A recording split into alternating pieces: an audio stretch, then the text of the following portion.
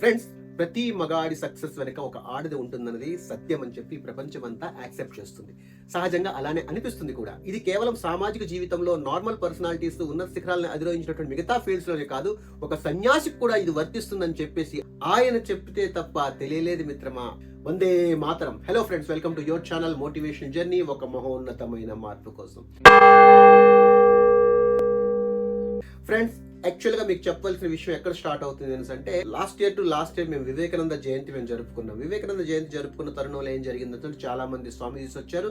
అలాగే వివేకానంద పరంపర నుంచి కూడా కొంతమంది స్వామీజీస్ వచ్చారు. ఇలా జరుపుకుంటున్నాం. చాలా చక్కగా కల్చరల్ యాక్టివిటీస్ ఇవన్నీ పెట్టుకున్నాం. దాంట్లో భాగంగా మనం ఏంటంటే, చికాగో సభలో ఆయన ప్రసంగించిన ప్రసంగం ఒకటి పెట్టాం. దాని తర్వాత ఏ స్కిట్ పెట్టామని అంటే, స్వామీజీ చికాగో సభలు ముగిసిన తర్వాత అలా బయటకు వస్తుండగా అనుకోకుండా ఒక మహిళ తారసపడి వస్తుంది. Swamiji, I want to marry you అని అడుగుతుంది. ఎందుకమ్మా అని అంటే, because I want to give a son like you, అంటే ఈ ప్రపంచ దేశాలకి మరో వివేకానందని నేను కని ఇవ్వాలనుకున్నాను. అందుకోసం మిమ్మల్ని నేను పెళ్లి చేసుకుని స్వామి వివేకానంద లాంటి కొడుకును కనాలి అని అంటే, అప్పుడు స్వామీజీ ఒక మాట చెప్తారనమాట. ఏంటమ్మా, స్వామి వివేకానంద లాంటి కొడుకు నువ్వు తల్లి కావాలి కదా అంటే, స్వామి వివేకానందకి నువ్వు తల్లి కావాలనుకుంటున్నావు, ఇవన్నీ ఎందుకు పెట్టుకోవడం, ఇప్పుడే స్వీకరించమ్మా, ఇప్పుడే నీ కొడుకు నేను ప్రపంచ దేశాలకు చాటి చెప్తారని చెప్పేసి ఆ స్కిట్ ఉంది కదా, ఆ స్కిట్ మేము ప్లే చేసామన్నమాట. అప్పుడు ఆ తల్లి ఒక క్వశ్చన్ అడుగుతుంది. ఇంతటి సంస్కారం మీకు ఎవరు ఇచ్చారని చెప్పేసి ఆ తల్లి అడిగేటప్పుడు స్వామీజీ ఏమని చెప్తారని అంటే, మా దేశంలో ఒక వ్యక్తి ఉన్నారు, మా యొక్క బాగోగులు చూస్తారు, మాకు అన్ని సంస్కారాలు ఇస్తారు, ఆ వ్యక్తి ఎవరో కాదు, 2 అక్షరాల పదం కలిగిన అమ్మ అని చెప్పేసి స్వామీజీ చెప్తారన్నమాట. ఇలా ఆ స్కిట్ మేము చాలా నీట్ గా ప్లే చేశాము. కానీ ఆ స్కిట్ ప్లే అయిన తర్వాత ఆ సాంప్రదాయం నుంచే పూజ్యులు వేదానంద స్వామి వారు అని చెప్పేసి ఆయన నాకు ఈవినింగ్ మేము అందరం కూర్చున్నప్పుడు చెప్పారు, నాన్న ఆ స్కిట్ ని ఇంకా కాస్త నువ్వు ముందుకు పెంచొచ్చు అని అంటే, ఎలా స్వామి, అక్కడికి అది అయిపోయింది కదంటే, లేదు స్వామి అంతే భాషలతో కూర్చున్నప్పుడు ఇంకొక ఆడపిల్ల అడుగుతుంది, స్వామీజీ మీరు చెప్పారు కదా మీ అమ్మ ఇచ్చిన సంస్కారం అని చెప్పేసి, కానీ మీ భారతదేశంలో అమ్మలు పెద్దగా చదువుకునే వాళ్ళు కాదు కదా, ఈ చదువుకోని తల్లులకు అంత ఎలా వస్తుంది, ఏం చెప్తారు మీతో అని అంటే, అప్పుడు స్వామీజీ చెప్తారు, నా తల్లి నాకు రామాయణం చెప్పేది అని చెప్పేసి. అయితే రామాయణంలో ఏ ఇన్సిడెంట్ వల్ల మీరు ఇన్స్పైర్ అయ్యారని చెప్పేసి కూడా కొంతమంది అడిగారట.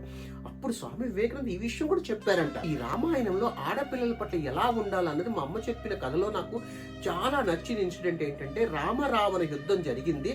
రావణాసురుడు భూమి మీద పడి ఉన్నాడు. మండోదరి పరుగున వస్తుంది. నా భర్తని చంపింది ఎవరు, నవగ్రహాలను కూడా తన చేతిలో పెట్టుకున్నవాడు నా భర్త, అటువంటి నా భర్తని ఎవరు చంపేశారు, ఆ వ్యక్తి ఎలా ఉంటాడు, ఈ రాముడు ఎలా ఉంటాడని చెప్పేసి రాముడిని చూడ్డానికి వస్తుందన్నమాట. అప్పుడు సాయంకాలం సమయం ఆసన్నమైంది. వెనుక నుంచి మండోదరి వస్తుంటే, మండోదరి యొక్క తల యొక్క నీడ రాముని యొక్క కాళ్ళకు దగ్గరగా పడిందన్నమాట.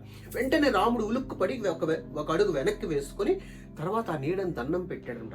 అప్పుడు మండోదరి చెప్పింది, ఇంతటి శక్తివంతమైన నా భర్తని ఎవరు చంపుంటారు అనుకున్నాను, ఎటువంటి శక్తి నీలో ఉంది అనుకున్నాను, కానీ రామా ఇక్కడికి వచ్చిన తర్వాత నువ్వు ఎప్పుడైతే నా నీడని దండం పెట్టావో అప్పుడు నాకు అనిపించింది, పరాయి ఆడపిల్ల యొక్క నీడని కూడా తాకనటువంటి మగాడికి ఉన్న శక్తి ఈ ప్రపంచంలో దేనికి ఉండదని చెప్పేసి మండోదరి ఆ రోజు రాముడికి చెప్పింది. ఏంటి అని అంటే, రావణాసురుడు చచ్చిపోయింది దేనివల్ల కాదు, నీ యొక్క అంతర్లీనంగా ఉండే స్త్రీకి గౌరవించే బలం రామ అని చెప్పేసి మండోదరి ఆనాడు చెప్పింది.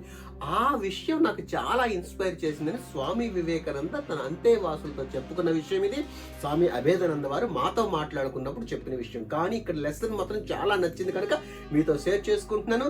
దట్టు స్వామి వివేకానంద జయంతి ఈ రోజు, అలాగే నేషనల్ యూత్ డే కూడా ఈ రోజు. ఇటువంటి మహోన్నతమైన వ్యక్తికి మనం ఏమిచ్చి రుణం తీర్చుకోగలం మిత్రమా. అందుకని చెప్పేసి ఆయన జీవితంలో ఉన్న ఈ ఘట్టాన్ని తెలియపరిచి నేను కోరుకున్నది ఏంటి అని అంటే, మన సమాజంలో మంచి మార్పులు రావాలంటే ఇటువంటి మహనీయుల జీవితాల నుంచి కొన్ని ఘట్టాలు తీసుకొని మీ పిల్లలకి, చదువుకున్న కుర్రవాళ్ళకి, చదువుకున్న ఆడపిల్లలకి, వీళ్ళందరికీ మీరు చెప్పారనుకోండి, తప్పకుండా మిత్రమా మంచి చెప్పి మనం మంచిని సాధించుకోవచ్చు అని నమ్మకం.